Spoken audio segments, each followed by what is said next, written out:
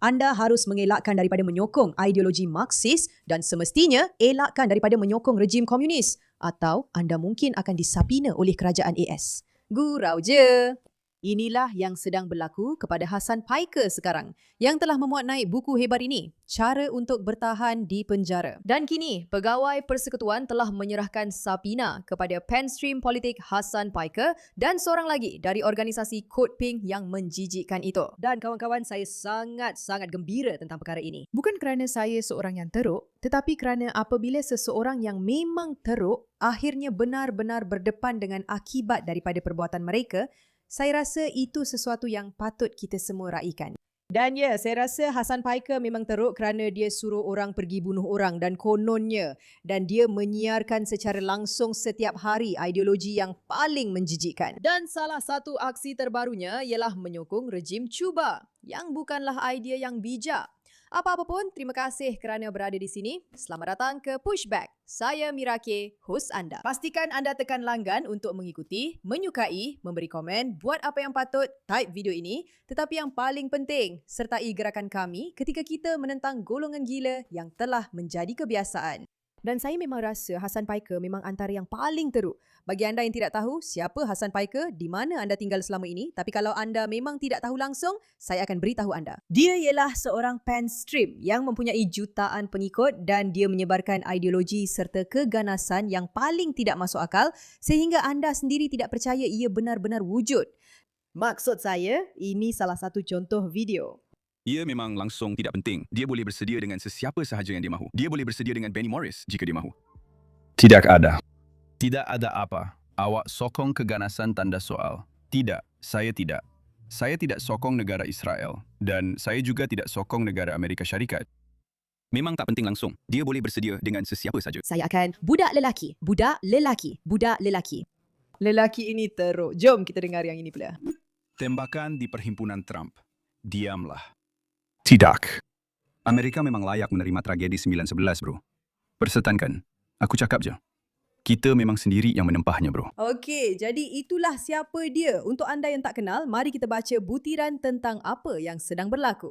Pentadbiran Trump baru sahaja mengeluarkan sapina kepada pempengaruh Marxis Hasan Piker dan pengasas bersama Kod Pink Susan Benjamin selepas mereka pergi ke Cuba untuk membantu rejim komunis. Sejauh mana bodohnya mereka boleh jadi? Nampaknya tahap kebodohan Hasan Piker memang luar biasa. Mereka sedang disiasat kerana mungkin melanggar Sekatan Amerika Syarikat dengan menghantar barangan ke Cuba atau melalui pembiayaan dan penyelarasan.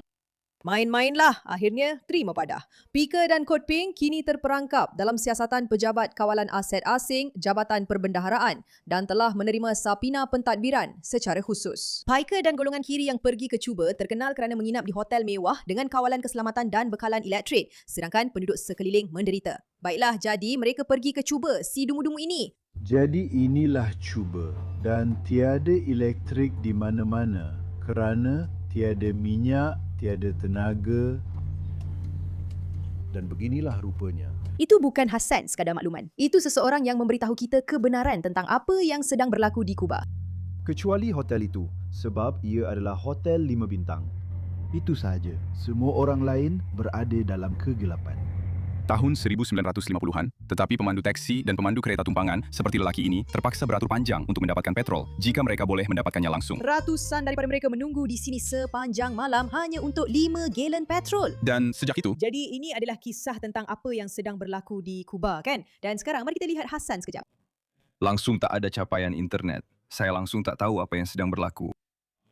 Macam malam tadi, kami habis siaran dan saya pergi berjumpa dengan budak-budak Progressive International.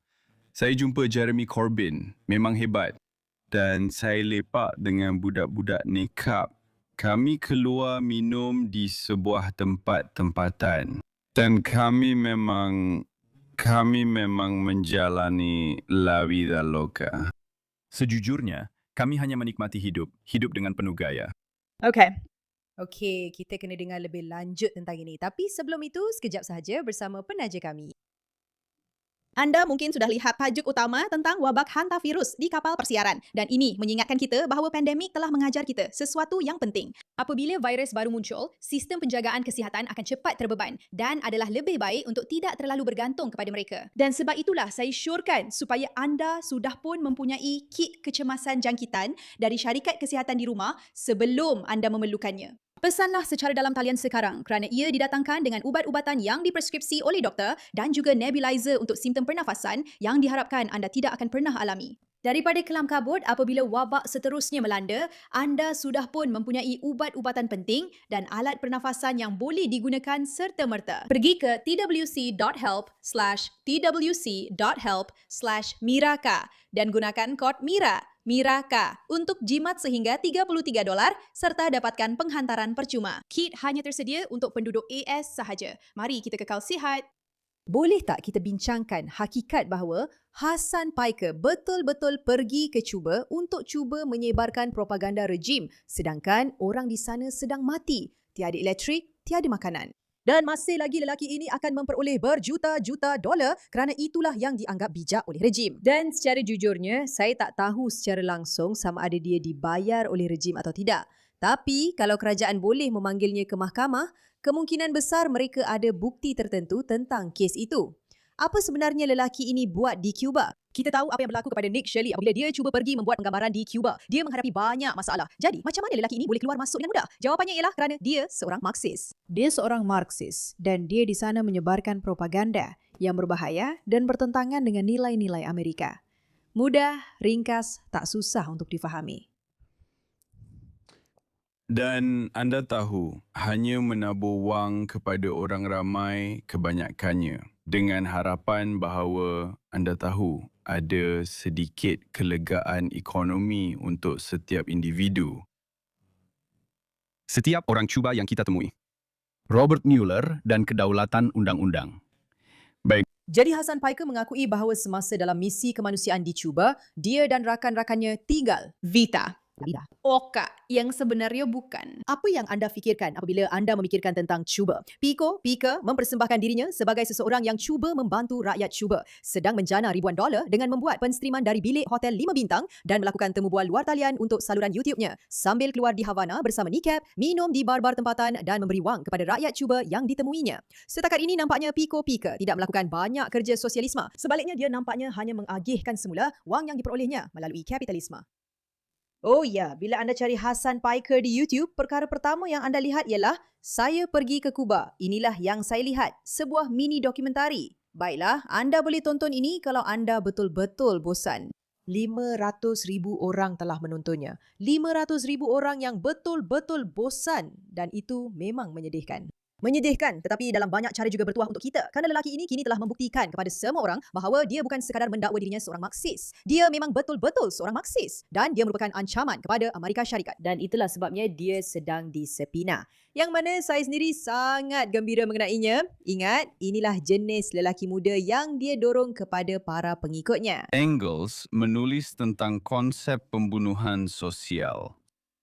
Dan Brian Thompson, sebagai Ketua Pegawai Eksekutif United Healthcare, sedang melakukan begitu banyak pembunuhan sosial. Bentuk-bentuk keganasan yang disistematikan, keganasan berstruktur akibat kemiskinan, sistem penjagaan kesihatan berasaskan keuntungan dan berbayar di negara ini. Dan akibat daripada itu adalah jumlah kesakitan yang sangat besar, jumlah keganasan yang sangat besar, dan jumlah kematian yang sangat besar. Dan itu adalah kisah yang sangat menarik bagi saya. Kerana rakyat Amerika sangat keras tentang jenayah dan hukuman. Mereka sangat hitam putih dalam isu ini.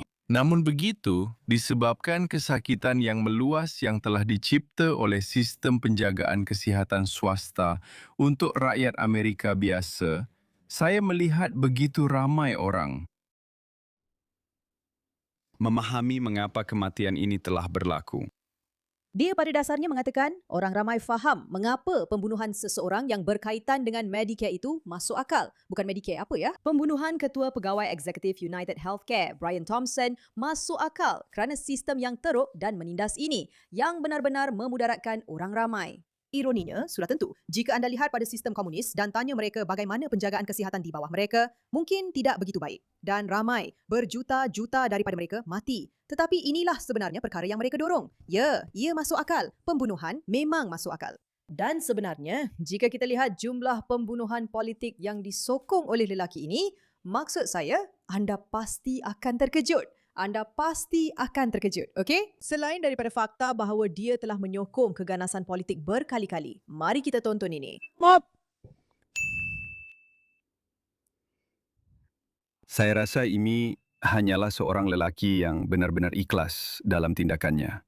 Dan mungkin anda tahu, sedikit kurang waras. Tak kira latar belakang anda, apa-apa jenis pun, budak. Tapi saya dengar dia membuli Drew Pavlov sampai keluar dari Twitter. Klip yang rosak. Okey, ini dia. Penipuan Medicaid. Anda akan bunuh Rick Scott. Okay.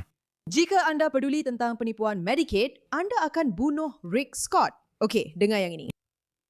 Scott, bukan Spot. Saya dah bosan dan letih dengan perkara ini. Golongan kiri, liberal. Kamu semua patut tunjukkan isi perut lawan kamu di situ. Okey. Apapun, inilah dua jenis lelaki yang ada. Dia di luar sana suruh kamu bunuh orang ini. Dia faham kenapa orang ini dibunuh. Kamu patut kejar konservatif ini. Ini, itu dan sebagainya. Kami ada video yang lebih teruk. Maksud saya, kami dah ulasnya di saluran ini. Kamu boleh tengok beberapa video Hasan Paika kami. Lelaki ini memang seorang manusia yang teruk dan ganas dengan ideologi yang sangat berbahaya. Dan sekarang, akhirnya, kerajaan boleh mengambil tindakan terhadapnya atas sesuatu.